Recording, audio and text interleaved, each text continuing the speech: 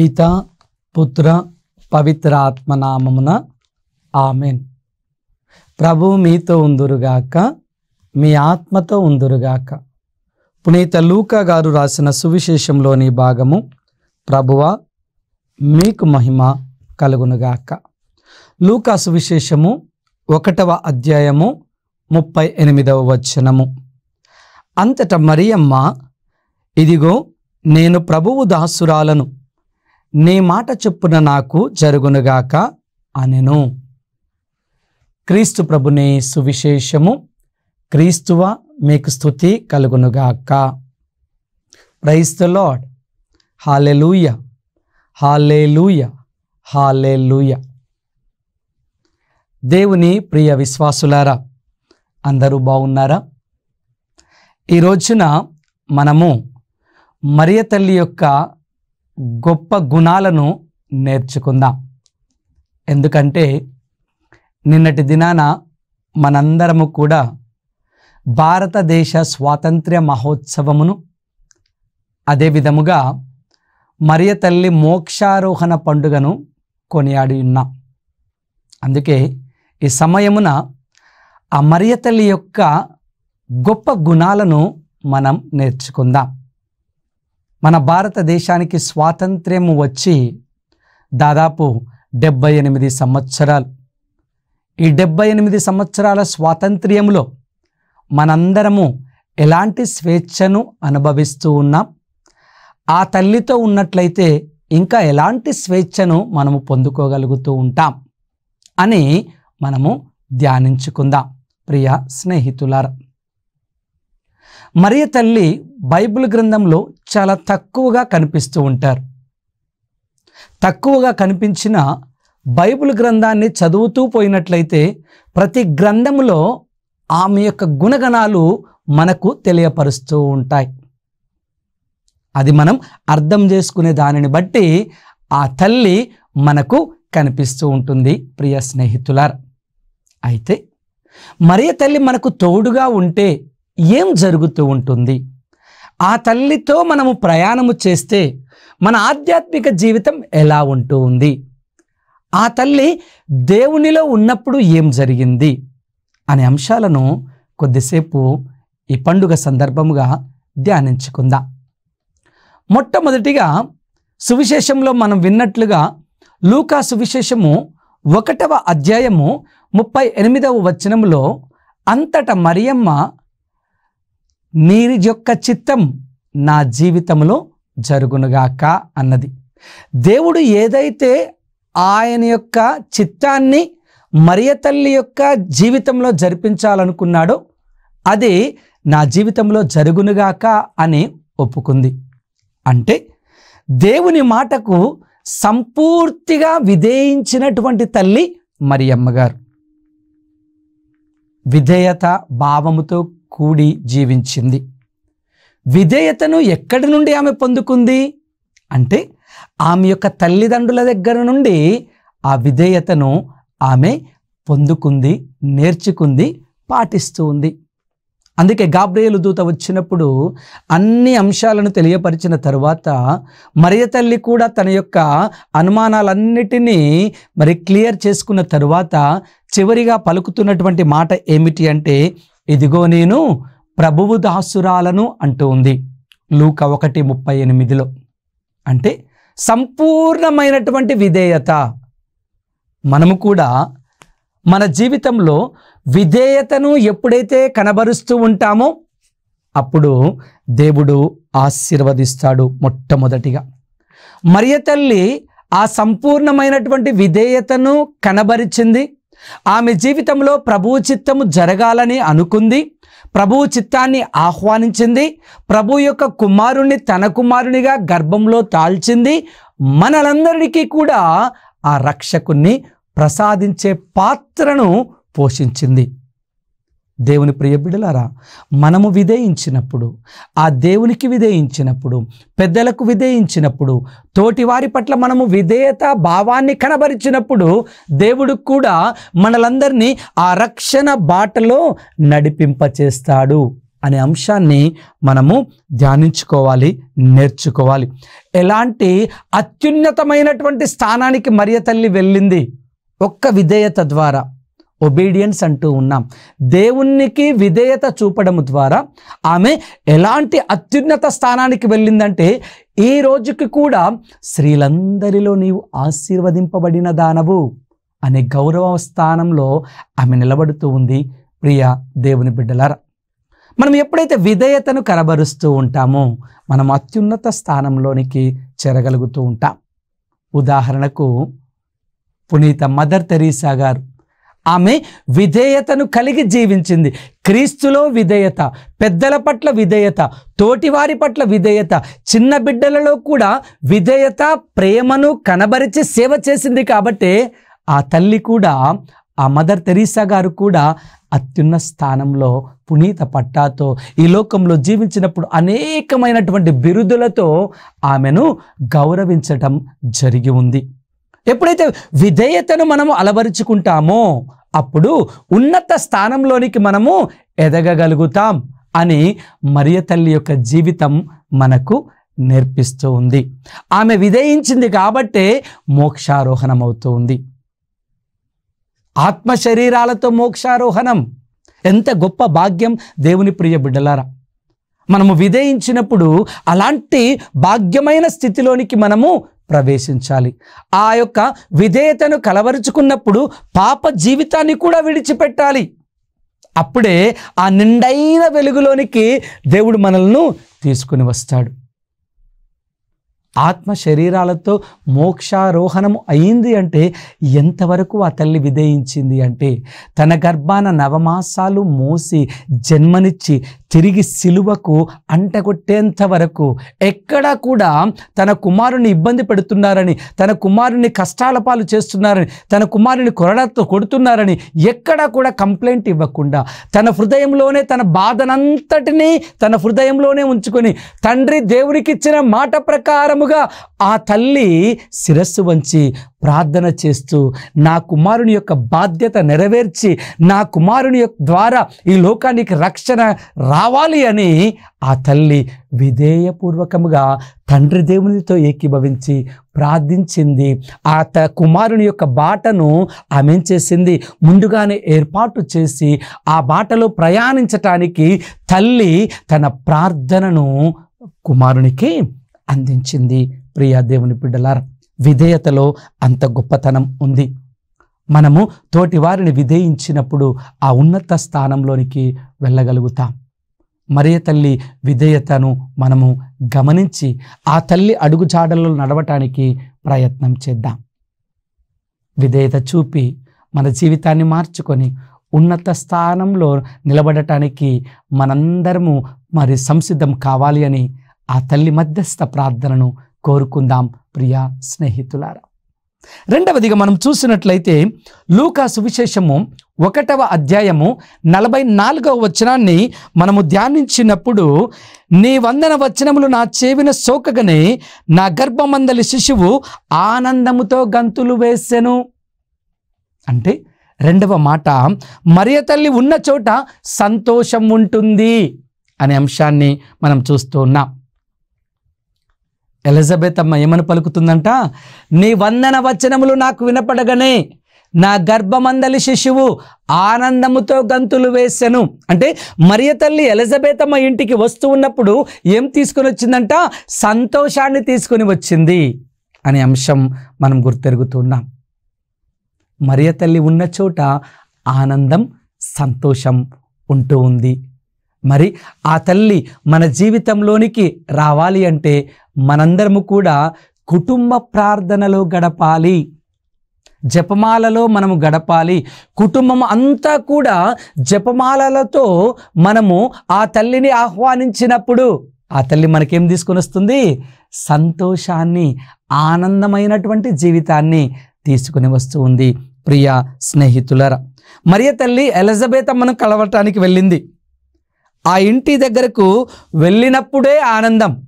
ఆమె వెళుతూ వెళుతూ శుభవచనములు పలుకుతూ వెళ్ళింది. అందుకే ఆ యొక్క ఆనందం ఇద్దరు చవి చూచారు, ఇద్దరు పొందుకున్నారు. ఎవరు ఆ ఇద్దరు అంటే ఒకరు ఎలిజబెత్ అమ్మ, మరి ఒకరు ఆమె గర్భంలో ఉన్నటువంటి బాప్తిజ యోహాను గారు. వీరిద్దరూ కూడా మరియ తల్లి యొక్క వందన వచనములు పలకగానే సంతోషముతో ఎలిజబెత్ అమ్మ తలుపు తీసింది, గర్భంలో ఉన్నటువంటి శిశువు ఆనందించాడు. చూడండి ఎంత గొప్పగా మరి వాక్యము మనకు సెలవిస్తుందో. ఆ తల్లిని మనం ఆహ్వానించినప్పుడల్లా కూడా ఆ ఆనందాన్ని మన కుటుంబంలోనికి మోసుకొని వస్తూ ఉంటుంది ప్రియ స్నేహితులారా. అందుకే మనందరము కూడా జపమాలతో ఆమెను ఆహ్వానించుకోవాలి. కుటుంబ ప్రార్థనతో ఆమె యొక్క మధ్యస్థ ప్రార్థనను మనము కోరుకోవాలి ప్రియ స్నేహితులారా. ఆ వందన వచనాలు పలకగానే స్త్రీలందరిలో నీవు ఆశీర్వదింపబడిన దానవు అని లూకా సువిశేషము 1వ అధ్యాయము 42వ వచనంలో ఎలిజబెత్ అమ్మ పలుకుతుంది. ఎందుకు స్త్రీలందరిలో ఆశీర్వదింపబడిన దానవు అంటే ఆ ప్రభు యొక్క చిత్తాన్ని నీవు నెరవేర్చావు, ఆ ప్రభువుని నువ్వు విశ్వసించావు, ఆ ప్రభు యొక్క ప్రణాళికను నెరవేర్చటానికి ఒక బాధ్యతను నీవు తీసుకున్నావు అని ఎలిజబెత్ అమ్మ స్త్రీలందరిలో ఆశీర్వదింపబడిన దానవు అంటూ ఉంది. అలా స్త్రీలందరిలో ఆశీర్వదింపబడినటువంటి మరియ తల్లి మన కుటుంబంలోనికి వచ్చినప్పుడు ఏమవుతుందంటే మన కుటుంబం ఆనందముగా, సంతోషముగా, ఆశీర్వాదకరముగా మారుతుంది. మరి ఎంతమంది ఆ తల్లిని జపమాల ద్వారా ఆహ్వానిస్తూ ఉన్నారు? కుటుంబ ప్రార్థన జపదండ ఎంతమంది ఎన్ని కుటుంబాలలో కుటుంబం అంతా కలిసి జపించుకుంటూ ఉన్నాం. ఒకవేళ మన బిడ్డలు వారి కుటుంబాలు దూర ప్రాంతాల్లో ఉన్నప్పుడు నీవు నేను ఎంతమంది ఆ బిడ్డలకు ప్రోత్సహిస్తున్నాం? కుటుంబంలో కొద్దిసేపు జపమాలతో మరియ తల్లిని ఆ ప్రభువుని స్మరణ చేసుకోనండి అని ఎంతమంది ప్రోత్సహిస్తూ ఉన్నాం. ఉదయం లేచినప్పటి నుంచి రాత్రి పరున్నంత వరకు పనులలో సతమతమవుతూ ఉంటాం. ఉద్యోగాలని, ఆఫీసులని, వ్యాపారాలని, ఇంకా వ్యవసాయము అని రకరకాల పనులలో మనము కష్టపడుతూ ఉంటాం. ఆ కష్టానికి బలాన్ని, శక్తిని, అనుగ్రహాన్ని ఇచ్చేది ప్రభు అని గుర్తించాలి. గుర్తెరిగి సాయంత్రం పరుండే సమయానికల్లా ఆ స్త్రీలందరిలో ఆశీర్వదింపబడిన తల్లి జపమాల ద్వారా మనము ఆమెను స్మరణ చేసుకుంటున్నామా? ఒకటి. రెండవదిగా బలాన్ని, శక్తిని ఇస్తున్నటువంటి క్రీస్తు ప్రభువుని మనము ధ్యానించుకుంటున్నామా? కుటుంబ ప్రార్థన చాలా ముఖ్యమైనది, ప్రాధాన్యమైనటువంటిది దేవుని ప్రియ బిడ్డలారా. ఆ కుటుంబ ప్రార్థన ఎప్పుడైతే మనం జరుపుకుంటామో ఆ తల్లి మనకేం తీసుకొస్తుందంట? ఆనందాన్ని తీసుకొని వస్తూ ఉంటుంది. కాబట్టి ఈ రోజు నుంచైనా మనందరము కనువిప్పు కలిగి మారు మనసు పొందుకొని కుటుంబంలో మరియ తల్లిని ఆహ్వానించుకుంటూ జపమాల ద్వారా క్రీస్తు యొక్క విశ్వాసంలో మనం ఎదుగుతూ ఏం చేయాలి? ఆనందంగా ఉండటానికి ప్రయత్నం చేద్దాం ప్రియ సహోదరి సహోదరులారా.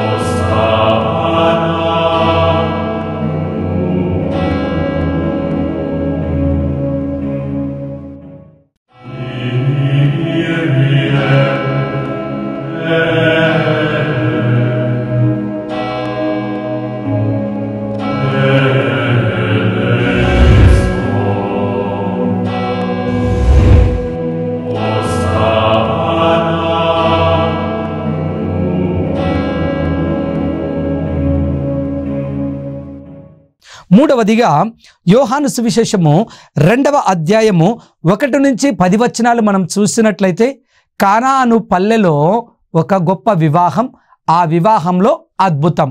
ఎందుకు అద్భుతం జరిగింది అంటే మరియ తల్లి ఉన్న చోట అద్భుతం. ఆ యొక్క వివాహానికి ఎవరు ఆహ్వానించబడ్డారు? మరియ తల్లి ఆహ్వానించబడినది. మరియ తల్లితో పాటు తన కుమారుడు కూడా ఆహ్వానించబడ్డారు. విందు చాలా గొప్పగా వైభవముగా జరుగుతూ ఉంది. లూకా 2:1 నుంచి 10 వచనాలు చదివినట్లయితే ఆ కానా పల్లెలో విందు గొప్పగా జరుగుతూ ఉంది. ఆ విందు జరుగుతూ ఉన్నప్పుడు అనేక మంది సంతృప్తిగా భోజనాన్ని, అందరూ సంతృప్తిగా రసాన్ని స్వీకరిస్తూ ఉన్నారు.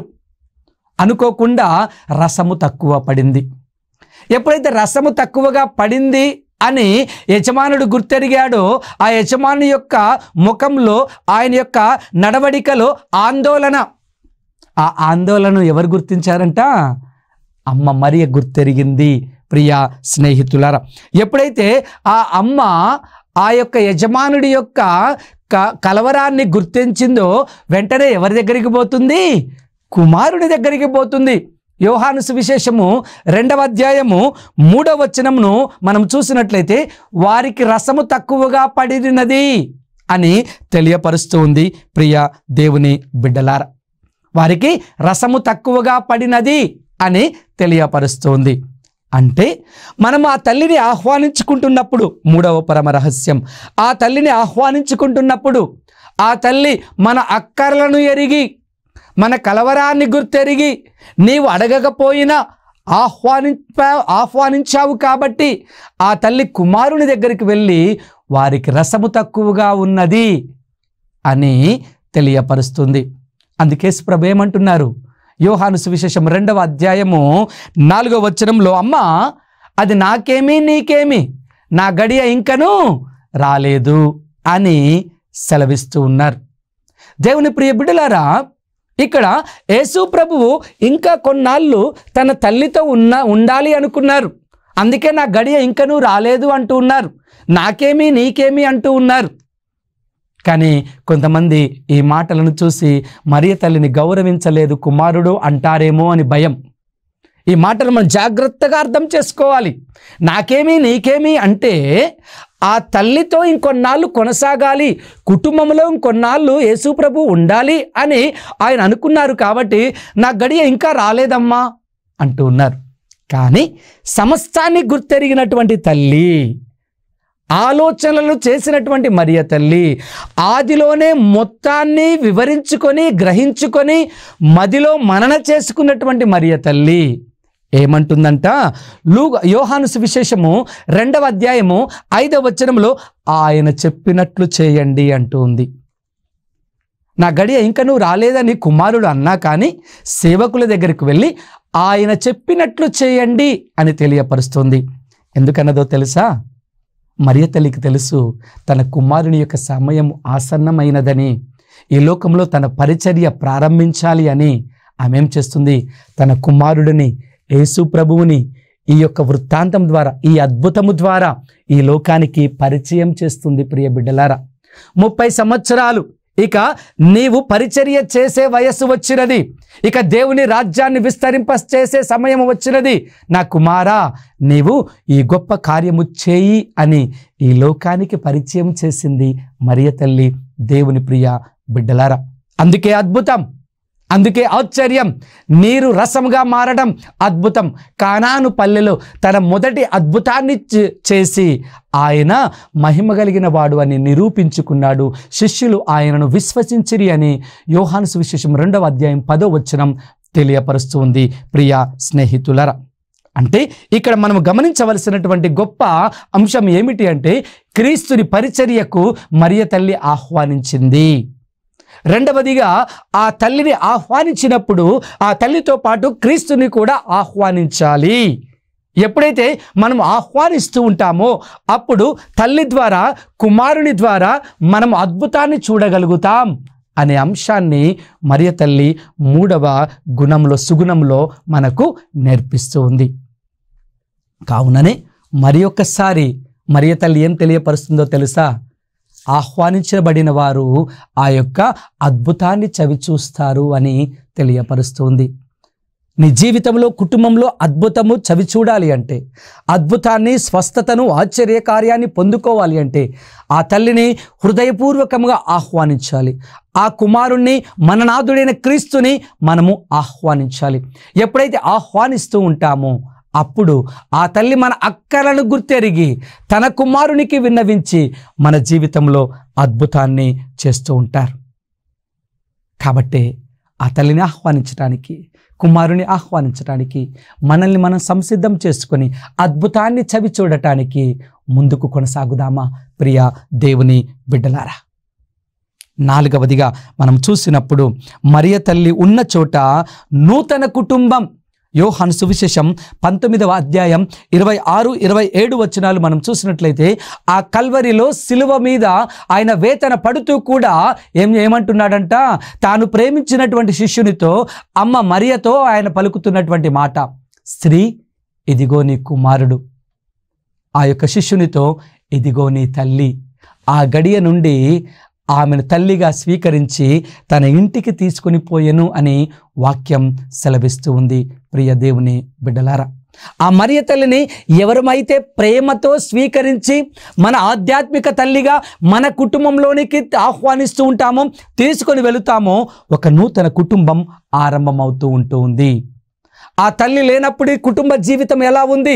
ఆ తల్లిని ఆహ్వానించుకున్న తర్వాత, కుటుంబంలోనికి స్వీకరించిన తర్వాత మన జీవితాలు మారిపోతాయి అనే నిదర్శనంగా ఆ తల్లిని స్వీకరించిన వారందరూ కూడా నూతన కుటుంబముగా నూతన జీవితాలను ప్రారంభిస్తారు అని మనం అర్థం చేసుకోవాలి. ఇక్కడ మరొక పరమ రహస్యం ఏమిటి అంటే, కల్వరిలో క్రీస్తు ప్రభువు ఆ సిలువలో వేలాడుతూ ఉండగా నా తల్లి ఎక్కడ ఒంటరిది అయిపోతుందేమో అని గుర్తెరిగి తాను ప్రేమించిన శిష్యునితో నా తల్లి అనాథగా ఉండటం ఇష్టము లేక ఏం చేస్తున్నాడు, తన తల్లిని ఆ యొక్క ప్రేమించిన శిష్యునికి ఒప్పజెప్తూ ఉన్నాడు. అప్పగింతలు అంటూ ఉంటాం. మరణావస్థలో కొన్ని అప్పగింతలు చేస్తూ ఉంటారు పెద్దవారు. వారి యొక్క మనస్సు మరి ఆలోచన స్థిమితముగా ఉన్నప్పుడు, ఈ కొద్ది సమయాల్లో మరణిస్తామని గ్రహించినప్పుడు, లేదా ఇంకొద్ది రోజుల్లో మరణిస్తామని గ్రహించినప్పుడు, తెలుసుకున్నప్పుడు అప్పగింతలు, బిడ్డలను పిలుచుకొని, తోబుట్టువులను పిలుచుకొని, బంధువులను పిలుచుకొని మరి ఎక్కడివి అక్కడ అప్పగింతలు చేస్తూ ఉంటారు. క్రీస్తు ప్రభువు కూడా కల్వరిలో ఆ శిలువలో వేలాడుతూ మరియ తల్లిని తాను ప్రేమించిన శిష్యునికి అప్పగిస్తూ ఉన్నాడు. అంటే పరమరహస్యం ఏమిటో తెలుసా? కానాను పల్లెలో మరియ తల్లి యేసు ప్రభువుని ఈ లోకానికి పరిచయం చేసింది. కల్వరిలో యేసు ప్రభువు ఈ లోకానికి తన యొక్క ప్రేమించిన శిష్యుని ద్వారా మరియ తల్లిని పరిచయం చేస్తున్నాడు. ఎలా పరిచయం చేస్తున్నాడు? ఆధ్యాత్మిక తల్లిగా పరిచయం చేస్తూ ఉన్నాడు. ఇక్కడ మూడవ పరమరహస్యం ఏమిటి అంటే, తాను ప్రేమించిన శిష్యుడు ఎవరు అంటే బైబిల్ గ్రంథం సెలవిస్తుంది యోహాను గారు. శిష్యులందరిలో యవ్వనస్తుడు యోహాను గారు. నేనేమంటాను అంటే, ఎవరైతే యేసు ప్రభువుని ఎక్కువగా ప్రేమిస్తూ ఉంటారో వారే తాను ప్రేమించిన శిష్యుడు, శిష్యురాలు. రెండవదిగా, ఆ తల్లిని స్వీకరించిన వారు అందరూ కూడా యేసు ప్రభువుని ప్రేమించే బిడ్డలు. కాబట్టి మనందరము కూడా యేసు ప్రభువుని ప్రేమించే బిడ్డలముగా ఉన్నాం. యేసు ప్రభువు యొక్క తల్లిని మన తల్లిగా, ఆధ్యాత్మిక తల్లిగా ఆహ్వానించుకొని మన సొంత ఇంటికి తీసుకుని వచ్చే బిడ్డలుగా ఉండాలి. అప్పుడే మన కుటుంబాలు నూతన కుటుంబాలుగా, క్రీస్తుతో ఉన్నటువంటి కుటుంబాలుగా ఎదుగుతాయి అనే అంశాన్ని మనం ఈ రోజున 4వ అంశంగా నేర్చుకుంటూ ఉన్నాం. 5వదిగా, మరియ తల్లి ఉన్న చోట ధైర్యం, ప్రార్థనా సహాయం. అపోస్తుల కార్యములు 1వ అధ్యాయము 14వ వచనము. మరియ తల్లి ఎక్కడైతే ఉంటుందో అక్కడ ధైర్యం, ప్రార్థనా సహాయాన్ని అందిస్తున్నటువంటి తల్లి. యేసు ప్రభువు మరణించి ఉత్థానుడై మోక్షారోహణమైన తరువాత శిష్యులందరూ భయముతో పైగదిలో వణుకుతూ ఉండగా, ప్రార్థనలు భయముతో చేస్తూ ఉండగా, మరియ తల్లి కూడా వారితో కలిసి ఏం చేస్తుంది? ప్రార్థనలో ఏకీభవిస్తుంది. వారందరినీ ప్రోత్సహిస్తుంది, వారందరికీ ధైర్యాన్ని అందిస్తుంది. నేను మీకు తోడుగా ఉండి నా ప్రార్థన మీకు తోడుగా ఉంటుంది, కాబట్టి ఆత్మను మీరు పొందుకొని ఈ లోకంలో ప్రభువు యొక్క సువార్తను విస్తరింప చేయండి అని ధైర్యపరుస్తూ ఉంది తన ప్రార్థనా సహాయముతో. దేవుని ప్రియ బిడ్డలారా, కాబట్టి నేను మనందరము కూడా ఆ తల్లి మనతో ఉన్నప్పుడు ధైర్యం, ఆ తల్లి మనతో ఉన్నప్పుడు ఆ ప్రార్థనా సహాయం తప్పకుండా ఉంటాయి అనేది గుర్తెరగాలి. అంటే సంఘములో ధైర్యము, సంఘములో ప్రార్థన అనేది ఇక్కడ మనము నేర్చుకుంటూ ఉన్నాం. ఈ 5 సుగుణాలు మన జీవితంలో ఎప్పుడు ఉండాలి అంటే, మరియ తల్లిని ఆహ్వానించుకున్నప్పుడు ఈ 5 సుగుణాలను మనము పొందుకుంటాం. ఈ 5 సుగుణాల ద్వారా దేవునికి మనము దగ్గర అవుతాం, దేవుని యొక్క రాజ్యానికి దగ్గర అవుతాం, దేవుని యొక్క కుటుంబానికి దగ్గర అవుతాం, చివరకు జీవ కిరీటానికి దగ్గర అవుతాం. ఈ మోక్షారోహణ పండుగ మనకు నేర్పిస్తున్నటువంటి గొప్ప సత్యం. మనందరము కూడా దేవునికి విధేయించాలి మరియ తల్లి మాదిరిగా. అదే విధముగా దేవునిలో మనం సంతోషంగా ఉండాలి. ఎందుకంటే మరియ తల్లి వచ్చినప్పుడు సంతోషం, మూడవదిగా మరియ తల్లి ఉన్నప్పుడు అద్భుతం, నాలుగవదిగా మరియ తల్లి ఉన్న చోట నూతన కుటుంబం, ఐదవదిగా మరియ తల్లి ఉన్న చోట ధైర్యం, ప్రార్థన, సహాయం. ఈ సుగుణాలతో మనం జీవించినప్పుడు ఈ భారతదేశంలో మనందరము స్వతంత్రులముగా ఉండగలుగుతాం. స్వతంత్రులుగా ఉంటూ క్రీస్తు యొక్క రాజ్యంలో, క్రీస్తు యొక్క విశ్వాసంలో ఎదగగలుగుతాం. అలా ఎదగాలి అని ఒక నిమిషం కళ్ళను మూసుకొని ప్రార్థన చేసుకుందామా? కృపామయుడా, ప్రేమామయుడా, దయామయుడా, నీకే వందనాలు, స్తోత్రాలు. నిన్నటి దినాన మేము మా భారతదేశ స్వాతంత్ర దినోత్సవాన్ని జరుపుకొని ఉన్నాం. అదే విధముగా మరియ తల్లి మోక్షారోహణ పండుగను జరుపుకొని ఉన్నాం. ఈ రోజున ఈ రెండు పండుగలను గురించి పరమార్థాన్ని నేర్చుకొని, మరి ముఖ్యంగా మరియ తల్లి యొక్క సుగుణాలను మేము గ్రహించి, ఆ తల్లి యొక్క విధేయతను మేము తెలుసుకొని, మేము కూడా విధేయతతో ఆ తల్లిని ఆహ్వానించుకొని ఆనందించాలి అని, ఆ తల్లిని ఆహ్వానించుకొని అద్భుతాన్ని చూడాలి అని, ఆ తల్లిని ఆహ్వానించుకొని నూతన కుటుంబముగా ఎదగాలి అని, ఆ తల్లిని ఆహ్వానించుకొని ధైర్యముగా ప్రార్థనలో జీవించాలి అని మేము గ్రహించి ఉన్నాం. ప్రభువా, ఈ సుగుణాలను మా జీవితాలలో, మా కుటుంబాలలో మేము పొందుపరుచుకొని మా భారతదేశంలో మేము స్వతంత్రులుగా జీవించటానికి నీవు ఇచ్చినటువంటి ఈ గొప్ప జీవితాన్ని బట్టి నీకు వందనాలు. ప్రభువా, మా దేశమును, మా రాష్ట్రాలను, మా దేశ రాష్ట్ర నాయకులను ప్రత్యేక విధముగా ఆశీర్వదించండి. ప్రజలందరికీ కూడా ఎలాంటి స్వార్థము లేకుండా పాలన ఇస్తూ, పాలన చేస్తూ బిడ్డలందరినీ హక్కున చేర్చుకొని మాకు కావలసినటువంటి వరప్రసాదాలను మేమందరము కూడా మా నాయకుల ద్వారా పొందుకొని మా భరత మాతకు విధేయులమై జీవిస్తూ ముందుకు కొనసాగే కృపను దయచేయండి. మరియ తల్లికి విధేయులుగా జీవిస్తూ మా ఆధ్యాత్మిక జీవితంను మేము ముందుకు కొనసాగించులాగున నీ కృపను, నీ ఆశీర్వాదాలను మా అందరికీ ప్రసాదించమని మా నాథుడును మీ కుమారుడునైన యేసు పరిశుద్ధ నామములో అడిగి వేడుకొనుచున్నాము. ఆమేన్. ప్రభువు మీతో ఉందురుగాక, మీ ఆత్మతో ఉందురుగాక. సర్వశక్తిగల సర్వేశ్వరుడు పిత, పుత్ర, పరిశుద్ధ ఆత్మదేవుడు మనలను, మన దేశాన్ని, మన రాష్ట్రాలను ఆశీర్వదించి కాచి కాపాడుదురుగాక. ఆమేన్.